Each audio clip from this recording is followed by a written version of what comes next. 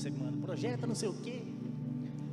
Bom, o pastor Israel me pediu há uns meses atrás para trazendo a mensagem, e a mensagem que ele escolheu para mim é o fruto do Espírito da bondade. Aí eu fiquei, né? Putz, que desafio, né? Logo eu que nem sou dos mais bonzinhos, trazer o fruto do Espírito da bondade. Mas vamos lá, né? Que Deus possa falar aí através da minha vida. Ô Perilinha, projeta para mim Gálatas 5, 22, 23.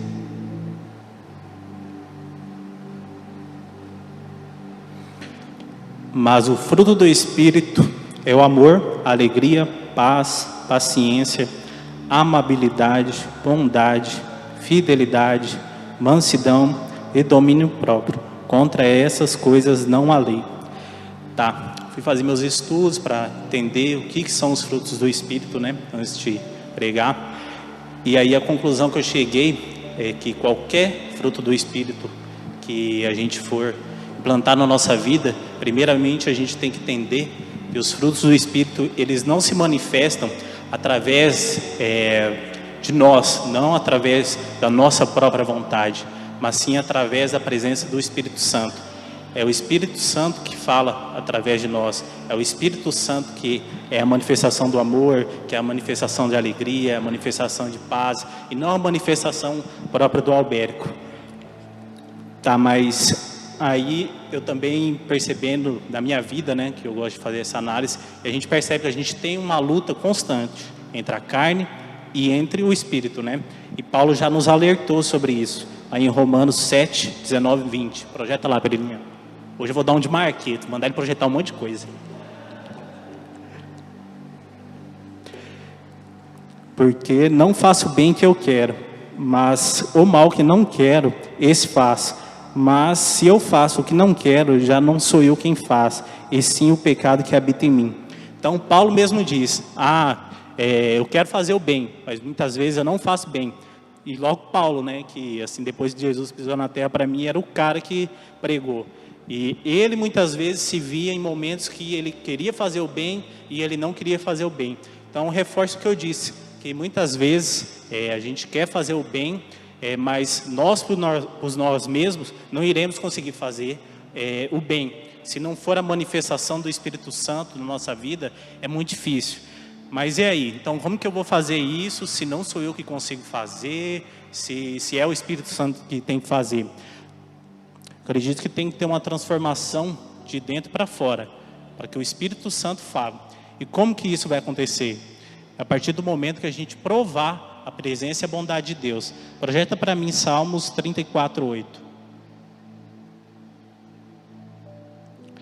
Provem e vejam como o Senhor é bom, como é feliz o homem que nele se refugia. Dá um foco aqui nesse provem e vejam como o Senhor é bom. Cara, eu acredito que a partir do momento que a gente prova o amor de Deus, a bondade de Deus, isso vai abundar na nossa vida.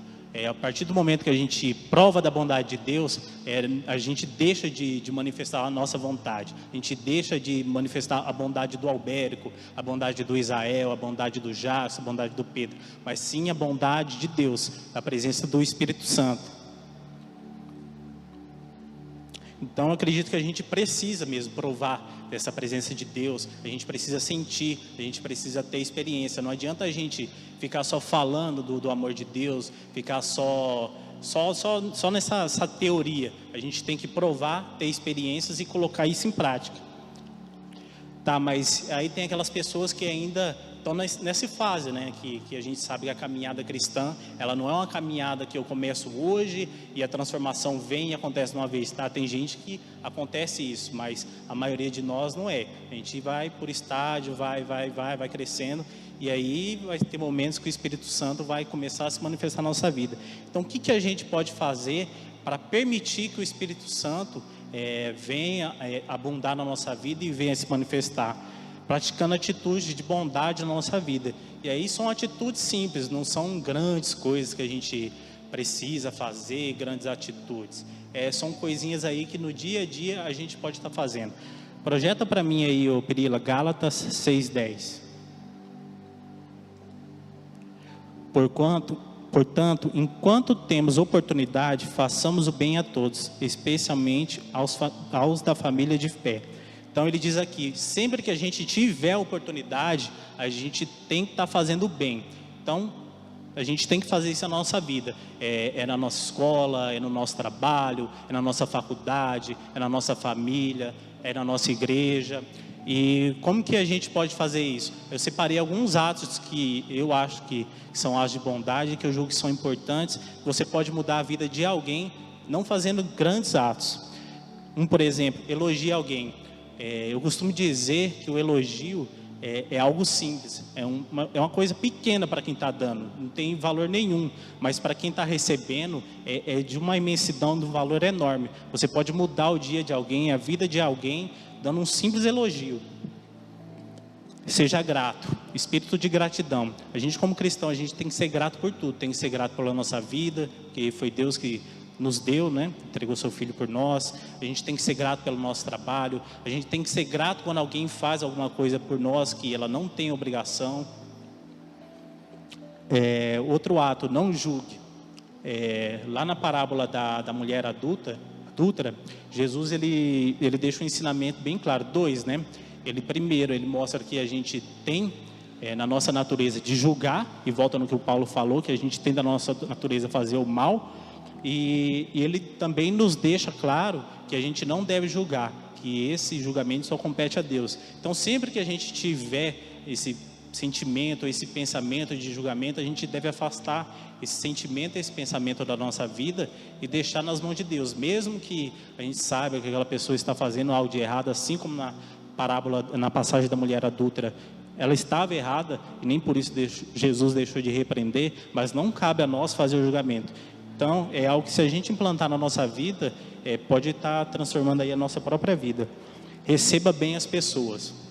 É algo que eu sou até crítico muitas vezes, dentro da própria igreja. Muitas vezes chega um visitante e a gente não inclui essa pessoa, não recebe bem essa pessoa. E aí é uma pequena coisa, às vezes você chega, ô meu irmão, tudo bom? Como que você está? Vou te falar da programação da igreja, sábado tem culto, em qual PG que você quer ir? Cara, isso aí a pessoa se sente acolhida, se sente incluída, e você não precisou fazer muita coisa, você não precisou pregar uma mensagem para ela, falar alguma coisa grandiosa, e provavelmente ela vai voltar, ela vai se sentir bem, e aí você já dá a oportunidade do Espírito Santo se manifestar na sua vida. Esteja presente. É algo que a gente tem que fazer com os nossos, né? Com quem é próximo da gente.